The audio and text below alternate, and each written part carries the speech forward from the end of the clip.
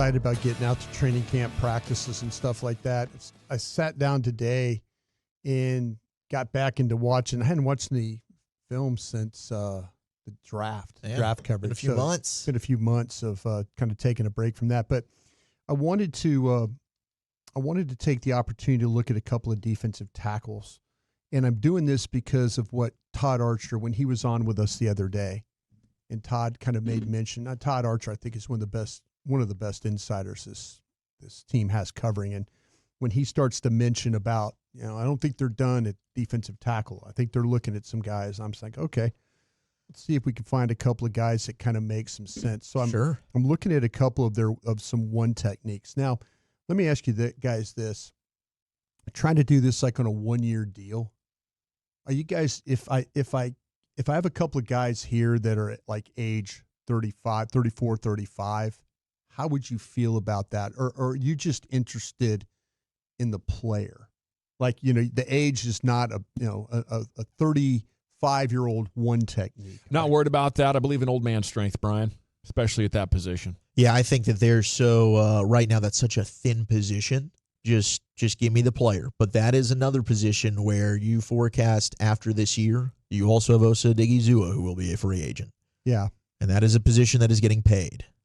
Yeah, I mean, and we talked about the whole thing with Mozzie Smith and him hopefully giving you something this year. But I took a look at Linval Joseph today, and I was interested in him.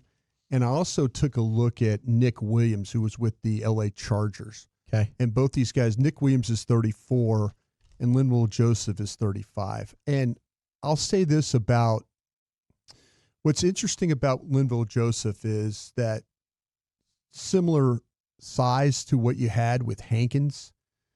But, again, Hankins is 32 years old, and Linval Joseph is 35 years old. He's going to be 36 years old when this season gets going. He'll be in the season. He'll be 36 years old. So I was just kind of like, you're like, okay, same type guy is what you're looking at. Just a little bit of an older guy here. Yeah.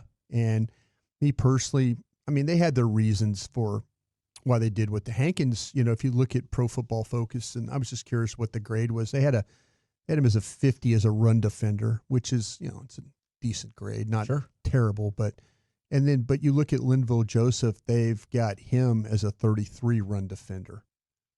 With Linval Joseph, actually, they have him as a better pass rusher than they do a run defender. Mm. But what's interesting about Joseph as well, you're going to get about 18 snaps a game with this guy. You're going to get one tackle, a couple of assists. He's 6'4", he's 329 pounds. His best grade, his best game that he played this year, according to Pro Football Focus, I watched, was against the Pittsburgh Steelers in the playoffs. And he dominated that game. I mean, he was, when you start to talk about, they really had no answer for him when it came to handling his power, his ability to play square, to not get moved. He was throwing their centers, their guards around. It was impressive. I watched the Dallas game. That was probably his next best game for his grade. Did a really good job. Broaddus early in the game had some success against him.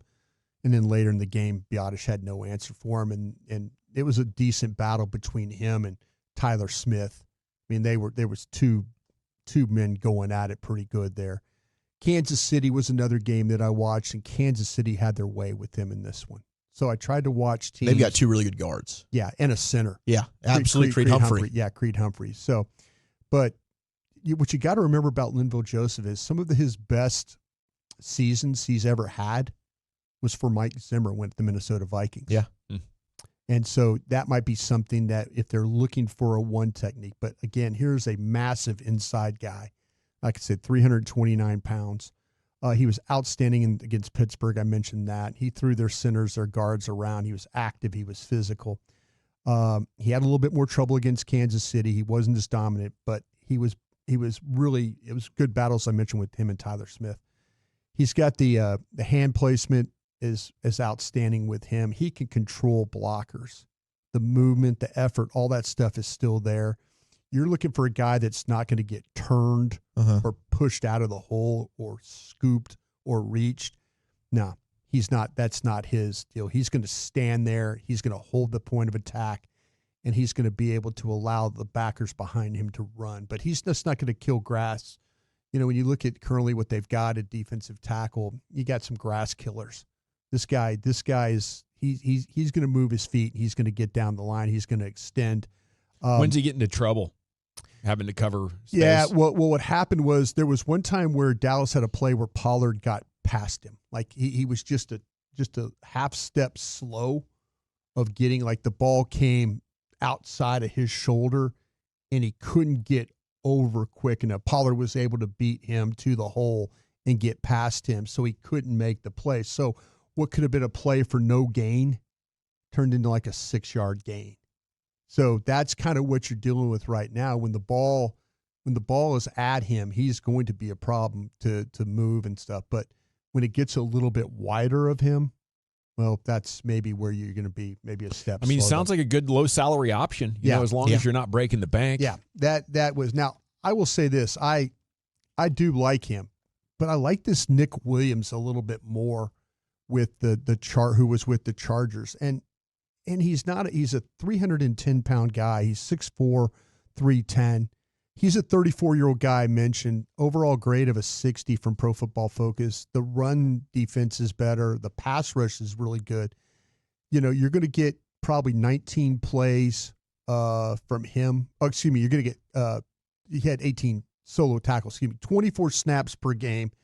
His only sack of the year was against Dallas. Wow. Was the only sack he had all year. But he's a pretty good run defender and a pretty good pass rusher, because he's not a 329-pound guy. He's 310 pounds, and he plays like what we call like a heavy nose. He'll play head up, or he'll play to the inside like the one technique stuff. So you'll see him play head up, and then you'll see him play inside shoulder of the guard. And he's actually does a pretty good job. Again, not as big as weight as what Joseph is, but he played some of his best games against really good competition. And so I mentioned, the Dallas game. I mean, Dallas, they had a hard time handling this guy. But the movement is good. He's active. He doesn't get stuck on blocks. He's got initial quickness off the ball.